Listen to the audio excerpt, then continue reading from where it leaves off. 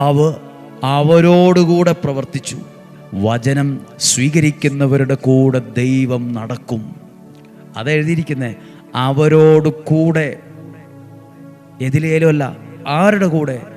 വചനം കൊണ്ടു നടന്ന് വചനത്തെ കൊടുത്തവരോട് കൂടെ ദൈവം ഒപ്പം നടന്നു.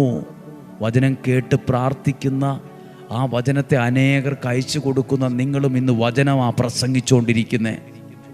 ഗ്രൂപ്പിൽ ഷെയർ ചെയ്തപ്പോൾ ആ വ്യക്തിക്ക് അത് കൊടുത്തപ്പോൾ ഒന്ന് കേൾക്കണമെന്ന് പറഞ്ഞപ്പോൾ വചനമാ നിങ്ങൾ പ്രസംഗിച്ചത്. വാഗൊണ്ടല്ലേലും അതും ഒരു ശുശ്രൂഷയാണ്. വചനം കൊടുക്കുന്നവൻ്റെ കൂടെ ദൈവം നടക്കും. വചനം സ്വീകരിക്കുന്ന നിങ്ങളുടെ കുടുംബത്തോടുകൂടെ ദൈവം ഒപ്പം നടക്കും. എൻ്റെ ദൈവം എൻ്റെ കൂടെയുണ്ട്. എൻ്റെ ദൈവം എൻ്റെ ഒപ്പം, വണ്ടി ഓടിക്കുമ്പോൾ, സഞ്ചരിക്കുമ്പോൾ, ജോലി ചെയ്യുമ്പോൾ, ശുശ്രൂഷ ചെയ്യുമ്പോൾ ദൈവം എൻ്റെ കൂടെയുണ്ട്. ദൈവം എൻ്റെ ഒപ്പം നടക്കും.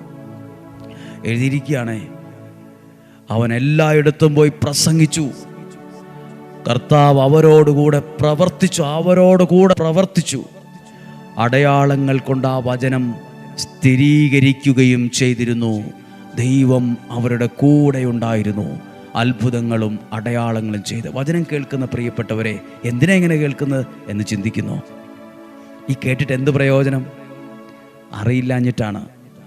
എത്രയോ സംഭവിക്കാൻ സാധ്യതയുള്ള അനർത്ഥങ്ങളും സംഭവിക്കാൻ സാധ്യതയുള്ള ദുരിതങ്ങളും ദുരന്തങ്ങളും എത്രയോ ജീവിതത്തിൽ നിന്ന് മാറിപ്പോയിട്ടുണ്ടെന്നറിയാവോ? കാരണം അറിയോ? വചനം കേട്ട് ആ വചനത്തിൽ ജീവിക്കാൻ തുടങ്ങിയപ്പം ദൈവം എൻ്റെ കൂടെ സഞ്ചരിക്കാൻ തുടങ്ങി. ഒന്നും വേണ്ട, ഈ പ്രസംഗിക്കുന്ന എനിക്ക് ഇത് പലവട്ടം എനിക്ക് അനുഭവിക്കാൻ കഴിഞ്ഞിട്ടുണ്ട്. എടുക്കുന്ന തീരുമാന സമയത്ത്, നിലപാടുകളുടെ സമയത്ത് ദൈവം കൂടെ ഉള്ളതുപോലെ, ദൈവം ഒപ്പം നിൽക്കുന്നത് പോലെ.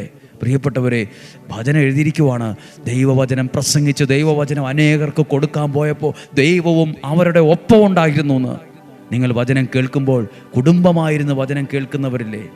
മക്കളും ഭാര്യ ഭർത്താവും മക്കളും ഒക്കെ ആയി നിങ്ങളുടെ കൂടെ ദൈവമുണ്ട്. ഈ വചനമൊക്കെ ഒറ്റയ്ക്ക് കേൾക്കേണ്ടതല്ല. സത്യം പറഞ്ഞാൽ കുടുംബമായിരുന്ന് കേൾക്കണം. 10 മിനിറ്റ് ദൈവത്തിൽ അർപ്പിക്കുക. ദൈവം നിങ്ങളുടെ കൂടെ നിൽക്കുന്ന അനുഭവം ഉണ്ടാവും. തകർന്നു പോകേണ്ട സ്ഥാനത്തും തകർന്നു പോവുകയില്ല.